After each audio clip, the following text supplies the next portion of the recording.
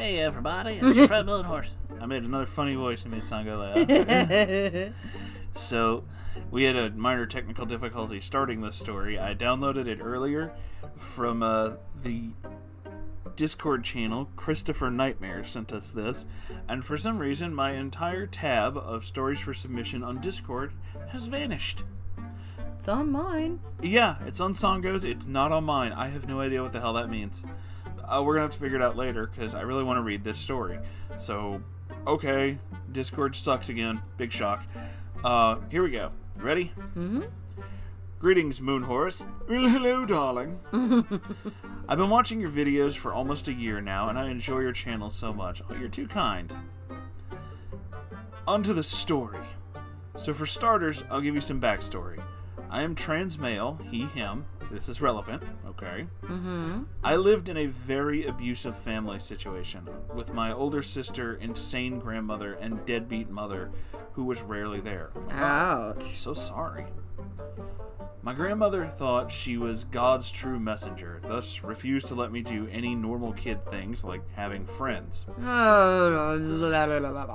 When I hit 13, I met a kid when I was at the library, and he was about 4 years older than me at the time. He was my first crush, and I asked him out.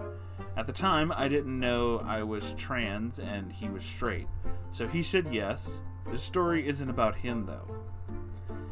This is about his friend. We'll call him Cringebeard. Oh. Oh no.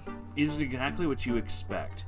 Fat, messy neckbeard and this swollen face that was reminiscent of a bloated pufferfish taking a shit. I love this description. Very good. Woo! Oh. I'd be at the library with my sister for a few hours, and usually my boyfriend was there, and so was Cringebeard. Cringebeard was in a troubled household as well, or so he said, so I decided to befriend him. He was okay at first, but I soon began cringing at everything he said or did. He was weird. He was obsessed with anime, that he would claim his hands glowed gold, and that he was a werewolf. Oh boy. He would get weird when he'd post things about it too. He'd share those, "if you're my pack, be glad. If you're my enemy, run" memes with snarling wolves and all that too. Oh. I take offense to that. He didn't dress like a neckbeard, but as we all know, his fedora was ever present. I am so happy that you used that. Like the awful body odor stench consistently emanating from his body and clothes. Ugh. I got older, dumped my boyfriend, then my sister actually started dating my ex. Anyway, I was getting kind of tired of CB's shit. He was like a plague with anger issues. I'd say hi, and he'd lash out and say shut the fuck up, etc.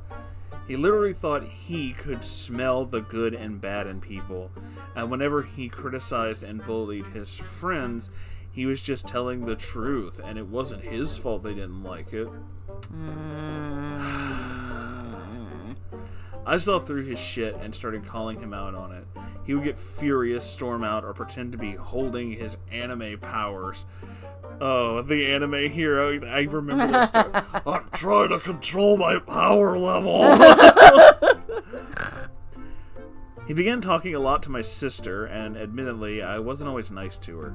She would vent to him about me, and he would try to poison her against me, saying I was an awful person, that I was ruling her life for her or something.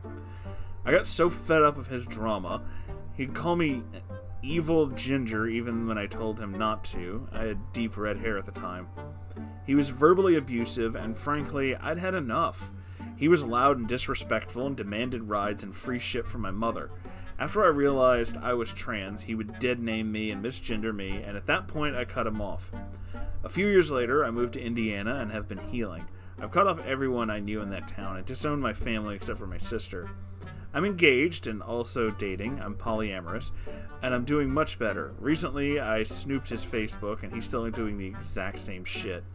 Needless to say, I know that I had my very own neckbeard experience. I hope you enjoyed, and thank you for reading. Well, I am so happy you got out of that toxic fucking bullshit, man. Woo! That is... oh my god. This guy sounds like a lot of the fucking neckbeards I used to know when I was younger. Like a lot of redneck beards. A lot of redneck beards like to watch the tough guy animes, your Dragon Ball, your Bleach, anything that involves fighting where they can be the toughest man. Because it's, you know, Ew. penis fear. They're afraid they might have a tiny penis. So they gotta be the big tough man. Is that why strongest man. Is that why most rednecks have big giant trucks? That too, yeah, compensation. Yeah. As Bubs likes to refer to them, tiny penis mobiles. So, yeah, oh god, yeah, he sounds like one of those tough guy, and he sounds like one of those tough guy anime guys who post things like, if you say something bad about Attack on Titan, I'll fight you in the parking lot or some shit like that. It's like, you're not gonna fight anybody. Shut up, nobody believes you.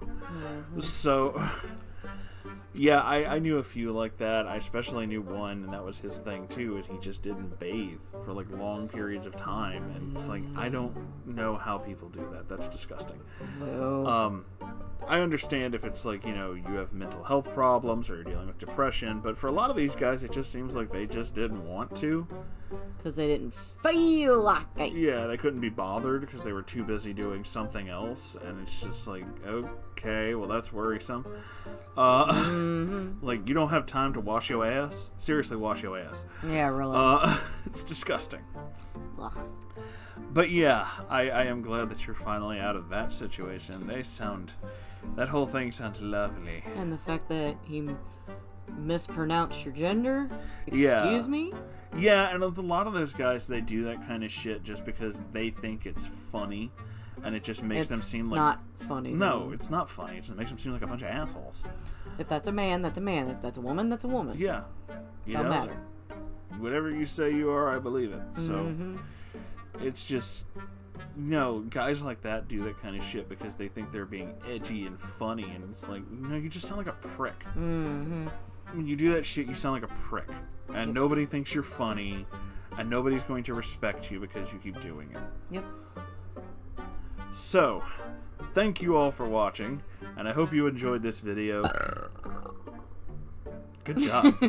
I hope you enjoyed this video as much as we enjoyed making it.